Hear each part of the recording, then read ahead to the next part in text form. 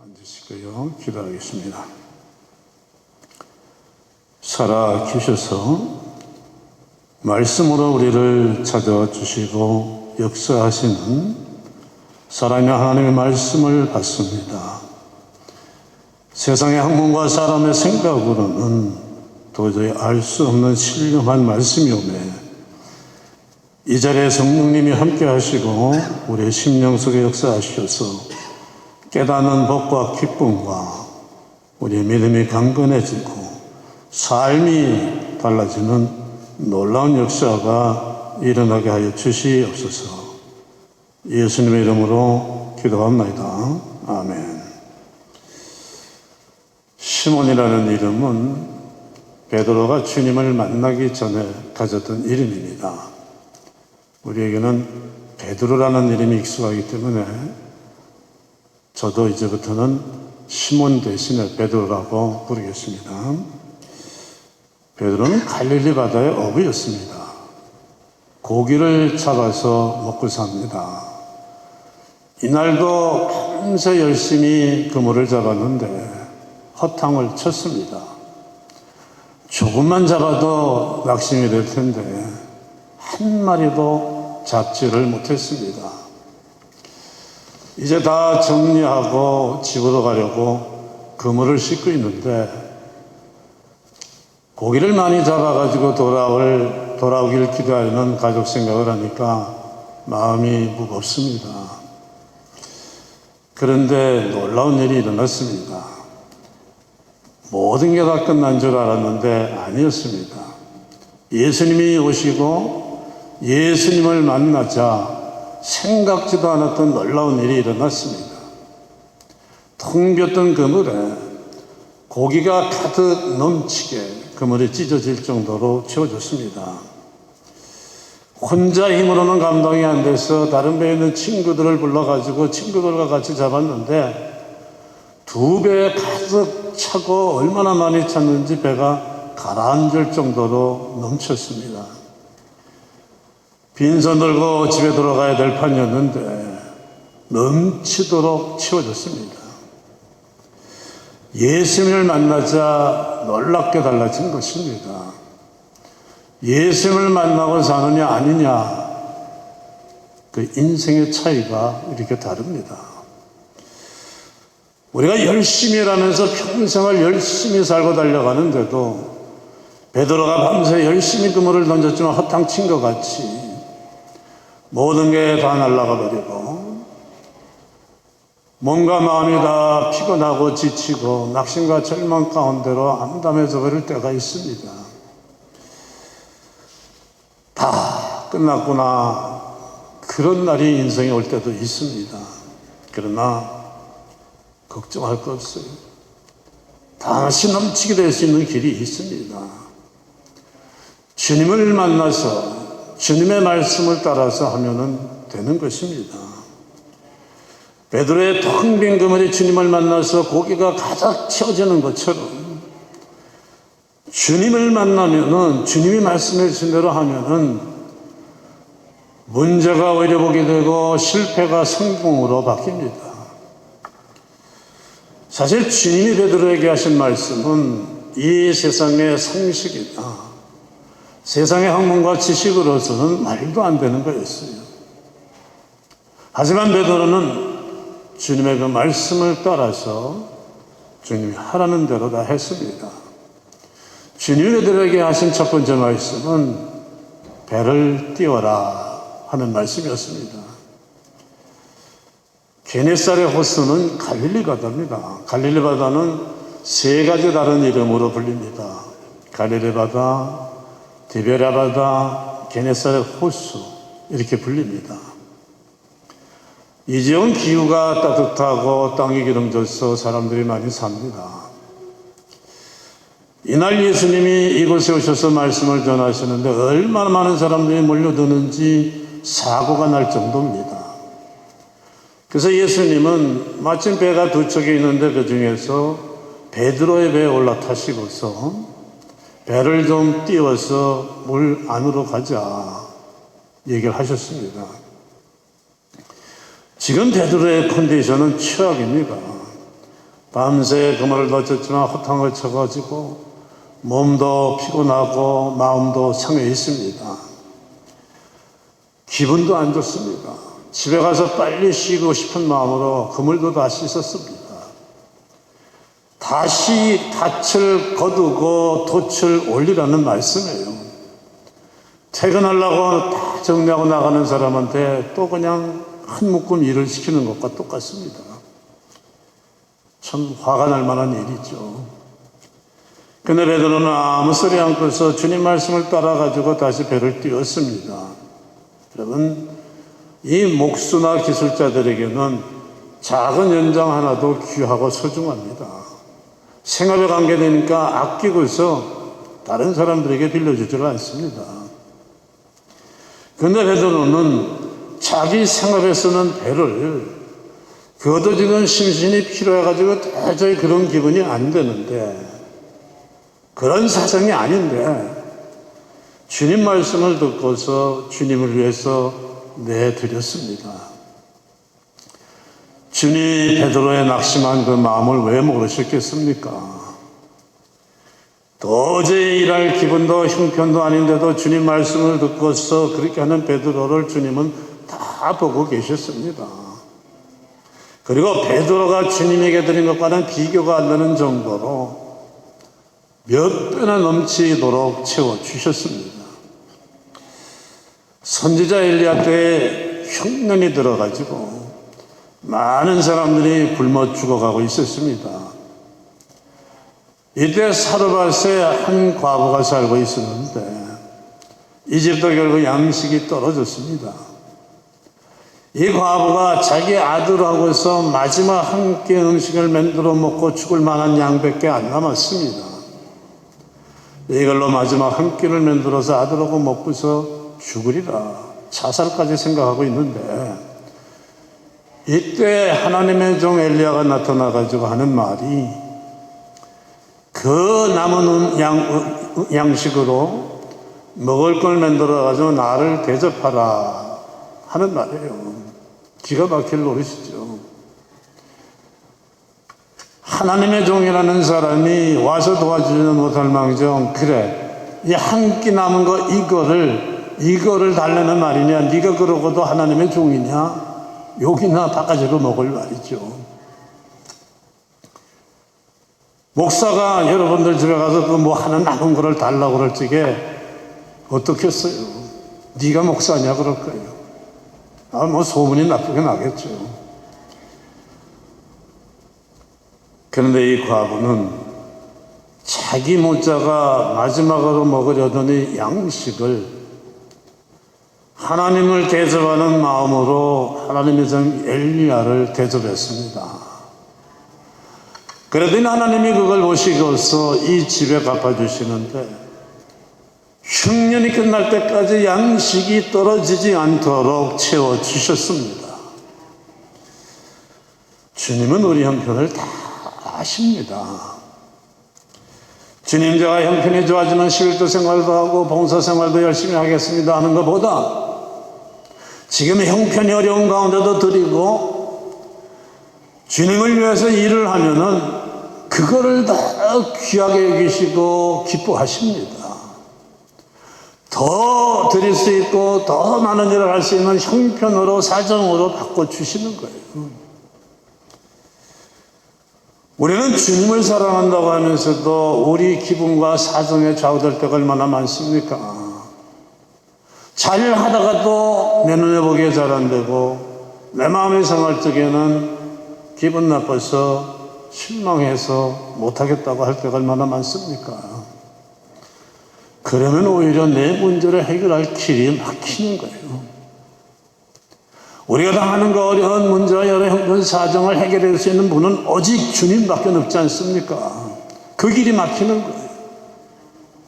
우리를 도우시고 우리의 문제를 해결할 수 있는 분은 주님밖에 없습니다. 부모도 형제도 친구도 아닙니다.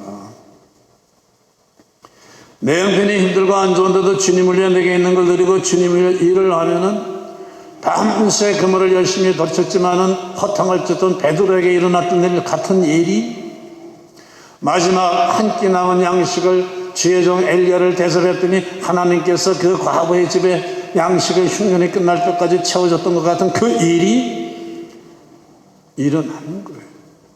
주님께서 내 형편, 내 사정을 바꿔주십니다. 넘치는 형편으로. 어려운 형편에서도 주님을 위해서 몸을 드리고 마음을 드리고 물질을 드리고 시간을 드리고 그저 주님 중심으로 일을 하려고 하는데 주님이 어떻게 그걸 그냥 보고 계시겠어요? 주님의 능력으로 문제를 해결해 주시기 때문에 그 인생의 문제가 그때 해결되는 거예요. 주님이 베드로에게 하신 두 번째 말씀은 깊은 데로 가서 그물을 내려라 하는 말씀이었습니다. 이것도 과학적으로는 현실적으로는 말도 안 되는 소리예요. 베드로는 바닷가에서 태어나가지고 평생 고기를 잡으며 산 어부입니다. 고기잡이에 관한 박사입니다. 베드로는 깊은 물에 아침에 고기 없는 걸 잘 알아요. 고기는요, 밤이 되면은 깊은 물이 차기 때문에 해가 뜨기 시작해서 물 표면의 온도가 올라가니까 올라옵니다. 그런데 주님이 깊은 물에 그물을 던져라 하시는 겁니다. 그런데요, 이게 주님이 베드로에게 복 주시는 방법이었어요. 이게 주님이 우리에게도 복을 주시는 방법입니다. 세상은 얕은 곳에 그물을 던지라고 하죠. 주님은 깊은 데로 던지라고 합니다. 여러분, 성경에서 주님이 하시는 말씀이 세상이 말하는 것과 부딪히는 게 참 많아요. 왜? 주님은 주님의 방법으로 일을 하시거든요. 주님의 능력으로 일을 하시고 세상의 방법과 세상의 지식과는 다릅니다.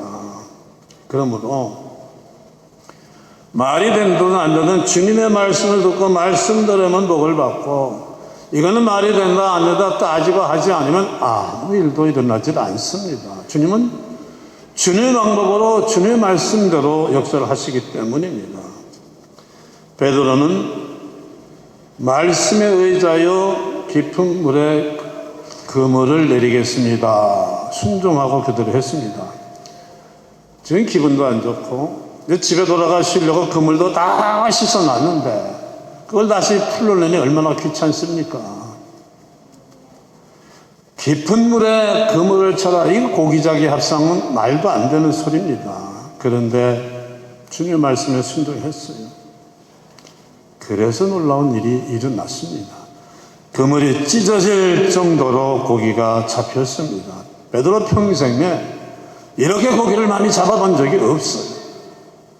이날은 베드로가 평생 닦은 고기잡이 기술과 경험이 다 무너지고 무슨 세상의 과학과 의학이 얘기하는 게 다 무너지는 날이에요. 바로 이게 밤새 허탕을 쳤던 베드로의 그물에 고기가 넘치도록 채워진 비결이었습니다. 자기 경험, 자기 지식, 자기 생각, 자기 방법을 다 버리고 주님의 방법을 따랐기 때문에 일어난 일입니다. 이게 귀한 거예요. 주님의 방법대로 해야지. 그래야 주님이 일으키시는 역사가 일어나지. 내 생각대로, 내 말대로, 세상이 말하는 대로 그대로 해가지고는 주님의 역사는 일어나지 않습니다. 여러분, 말이 된다 안 된다 할 때 이때 말이라는 말이 뭐예요? 세상이 하는 말이에요. 사람들이 하는 말이에요. 사람들이 하는 말과 세상들이 하는 말 속에는 인간의 생각과 인간들이 말하는 그 여러 가지 과학이나 의학이나 철학이라는 학문이 담겨 있고 그 정도예요. 사람의 수준 이상 되지 못합니다.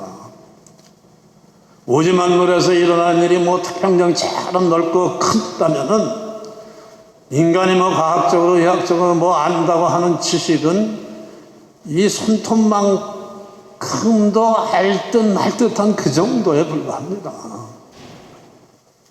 그러나 하나님의 말씀, 주님의 말씀은 하나님의 생각과 주님의 생각과 하나님의 말씀과 주님의 말씀을 담은 능력의 말씀이에요. 하나님의 말씀이 하나님의 수준입니다. 인간들이 생각하는 수준과는 비교할 수가 없이 다릅니다. 그러니까 하나님의 말씀대로는 바다가 갈라지고 죽은 사람이 살아나는 겁니다. 이걸 인간의 수준으로 생각하니까 말이 안 되는 거죠. 그래서 세상은 안 된다고 하고 다 끝났다 다 망했다고 하지만은 하나님이 하시면 안 된다고 하던 일이 되는 것이고 다 망했다고 한 것이 흥하게 되는 것입니다. 이게 하나님과 사람이 하는 일의 수준 차이예요. 하나님도 우리 인간이 생각하는 것만큼밖에 생각 못하고 인간이 하는 정도밖에 능력을 그것밖에 안 가지고 계시다면 우리가 왜 하나님을 믿어야 돼요? 똑같은데 차이를 인정해야죠. 과학이고 의학이고 그래서 예수님이 역사하실 때는 예수님 앞에서는 아무 소용이 없습니다. 그러니까 우리가 제일 잘 알아야 될 것은 세상의 과학이다 의학이다 학문이 아니고 예수님에 대해서 제일 잘 알아야 됩니다. 예수님과 함께 할 때 내 인생이 달라지기 때문입니다.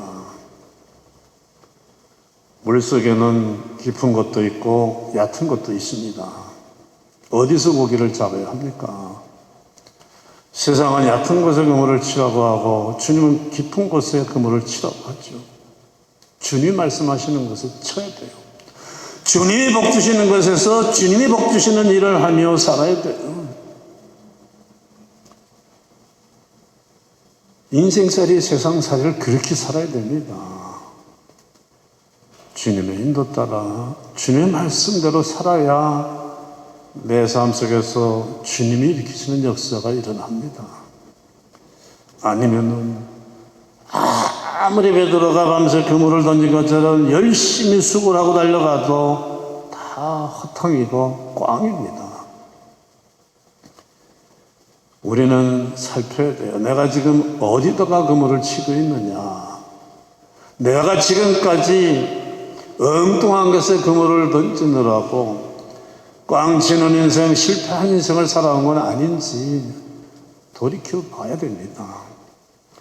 혹 우리가 그런 길을 달려왔어도 괜찮아요. 지금부터라도 달라집니다. 베드로가 예수님 없이 밤새 애쓰고 허탕을 쳤지만은 텅 빈 그물을 보면서 낙심하고 허무함과 실망성에 빠졌지만은 예수님이 오시고 예수님을 만나고 예수님이 하라는 대로 하니까는 텅 빈 그물이 넘치는 그물로 바뀌었듯이 이제부터라도 우리는 얼마든지 달라지는 인생을 살 수가 있습니다. 예수님만 있으면 됩니다. 여러분 실패해도 낙심할 게 없어요. 그때가 제일 좋은 기회일 수 있습니다. 베드로가 고기가 일찍 많이 잡혔으면 어떻게 됐겠어요? 일찍 집에 갔습니다. 밤샐 필요가 없습니다. 그래서는 예수님을 만나는 놀란 엄청난 복을 받지 못했죠. 고기가 안 잡히니까 밤을 새고 있다가 예수님을 만나게 됐습니다.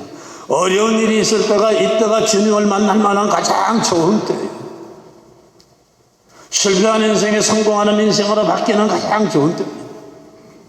실패는 인간의 한계를 인식해주는 하나님의 특별한 은혜입니다. 낙심될 때, 실패할 때, 어려울 때 이때 하늘을 쳐다보면서 하나님을 만나고 주님을 만나면은 인생이 달라지는 기회입니다. 그렇게 인생이 달라진 사람들이 얼마나 많아요, 실제로 우리 주변에. 우리나라 대한민국도 백몇십 년 전에 복음이 들어오면서 예수님 만나고 달라진 나라와 민족 아닙니까? 얼마나 5,000년 동안 가난하게 살았어요. 우리에게 어려움이나 실패가 닥쳤을 때 어려움이나 실패나 문제 자체는 문제가 되질 않습니다. 문제는 내가 지금 주님과 함께 하느냐 아니냐, 주님을 만나고 있느냐 아니냐가 문제예요. 역사는 거기서 달라집니다. 예수님만 함께 하시면 그 어려움은 그물이 찢어지고 배가 넘치도록 고기가 치워지는 사건으로 변하기 때문입니다. 그러나 우리의 삶은 주님의 말씀을 따라 사는 삶이 되어야 합니다.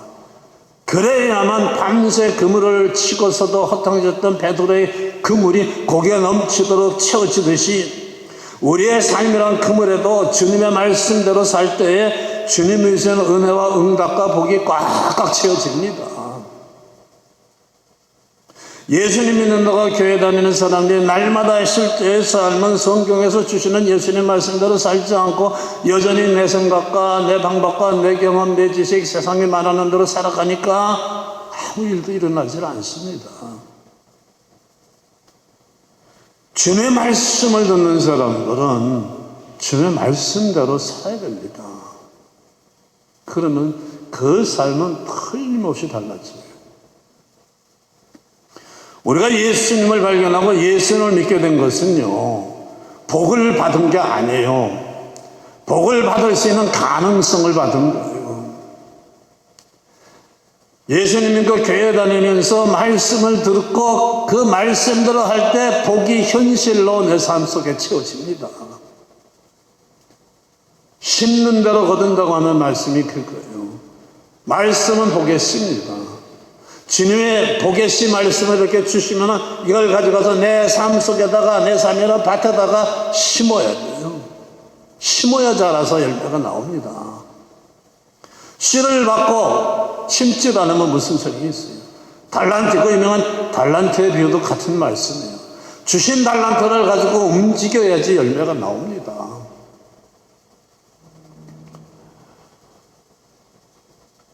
우리가 어려운 형편에 있는데 이해 못하는데도 주님이 하라고 하실 때가 있어요. 그래도 할 수 있는 믿음까지 돼야 돼요. 따지고 있는 말이 된다 안 된다 이러면 될까 안 될까 따지고 있는 믿음으로 머물러 있으면 아무 일도 일어나질 않습니다. 행하는 자가 복되다고 하는 말씀을 왜 합니까? 말씀대로 여러분 우리가 말씀대로 하면은요 누가 책임집니까? 제가 우리 성도님들에게 이렇게 하세요. 안 되면은 내가 책임져야죠. 주님이 이렇게 하라고 하셔서 그렇게 하는 결과는 주님이 책임지시는 분이십니다. 그렇게 하면은 깊은 물에서도 고기를 넘치게 잡게 되듯이 실패했던 일이 안 될 것 같은 일이 넘치는 은혜로 달라지는 것입니다. 듣고 순종하고 행하는 것이 복의 비결이에요. 세 번째로 주님이 베드로에게 주신 말씀은 나를 따르라 하시는 말씀이었습니다.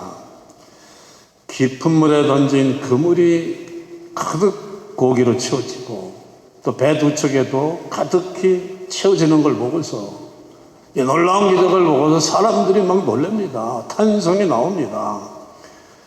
이때 베드로에게는 이 정도가 아닌 더 어마어마하고 놀라운 축복의 사건이 터집니다. 베드로는 주님 앞에 엎드려서 주여, 주님을 주님이라고 불렀어요. 놀라운 일이 일어난 사람들은 배 가득 찬 고기만 보고서 정신이 없어요. 경제적인 각도에서만 지금 놀란 거예요. 그런데 베드로는 이 잡힌 고기만 본 것이 아닙니다. 이 사람은 도대체 누군가? 이 사람은 도대체 누구냐? 고기가 어디 있는지를 아시는 이분, 고기가 어느 방향으로 움직이시는 걸 아시는 이분, 아니 고기대의 방향을 움직이시고 바꾸시는 이분은 도대체 누구신가? 이런 놀라운 능력을 가진 분은 주님밖에 없다. 주님을 이 사건 통해서 발견한 거예요. 다른 사람들은 고깃대만 보고 정신이 없어요. 그런데 베드로는 주님이 누구신가 주님을 발견한 것이죠. 그러자 주님이 베드로에게 말씀하십니다. 이제부로는 네가 사람을 취하리라. 여기서는 나를 따르라는 말씀이 빠졌습니다만은 똑같은 사건이 마태복음 4장에 나오는데 거기서는 나를 따라오너라 내가 너로 사람을 낚는 어부가 되게 하리라 이렇게 말합니다. 좀 더 구체적이죠. 이때 나를 따르라 할 때 따르는 건 모든 것을 버리고 따르라는 현실적으로는 말도 안 되는 말이에요. 지금 교회에 수백 명씩 수천 명씩 와서 얘기하는데 직장을 버리고 사업을 버리고 나를 따르라 하는데 아멘 하고 일어날 사람이 몇이나 있겠어요. 받으러 왔는데 내 노래는데 누가 그걸 아멘 하겠습니까? 근데 베드로는 주님의 말씀을 따라서 모든 걸 버리고 자기 생업도 미천인 배도 버리고 즉시 주님을 따랐어요. 여러분, 우리 믿는 사람들 대부분이 거의 다 기도하고서 어쩌다 응답받고 어쩌다 은혜 받고 어쩌다 복 받으면은 그걸로 만족하고 거기서 끝나는 경우가 얼마나 많습니까? 그러면 그건 이례적인 응답이고 이례적인 은혜고 이례적인 복 받은 거로 끝나요. 여러분, 아침에 먹은 밥으로는 아침에서 점심때까지는 배부르지 하루 종일 안 먹어도 되는 거 아닙니다. 다음 날이고 한 2, 3일 지나면요 그건 견디지 못하죠. 어제 받은 응답, 어제 받은 은혜 가지고 그거 오늘까지 견디지 못. 그날은 그날의 은혜를 받아야죠. 베드로는 달랐어요. 그물에 배에 고기가 가득 찼는데 그거로 만족하지 않았습니다. 주님의 말씀을 듣고 끝까지 주님을 따랐어요. 그물에 가득하고 배에 가득 찬 고기는 시작에 불과했어요. 베드로가 받은 은혜에. 복의 근원이고 은혜의 근원이고 능력의 근원이신 주님 자체를 붙잡고 따라가지 않았습니까?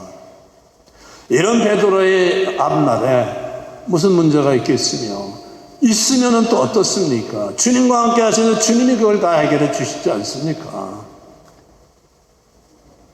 주님을 따르는 삶이 되었죠. 정리합니다. 베드로는 현실적으로 말도 안 되는 주님의 말씀에 아무 소리지 않고 그대로 말씀대로 따라서 다 했습니다. 여러분, 우리가 가는 이 인생길, 세상길은 참 험하고 힘듭니다. 주님 없이 가면은 해답이 없어요. 언제 어디서 어떤 위험과 문제가 생길지 모릅니다. 어떤 길로 가야 될지도 모릅니다. 그렇기 때문에 나를 따르라 하시는 주님과 함께 가는 삶이 되어야 됩니다.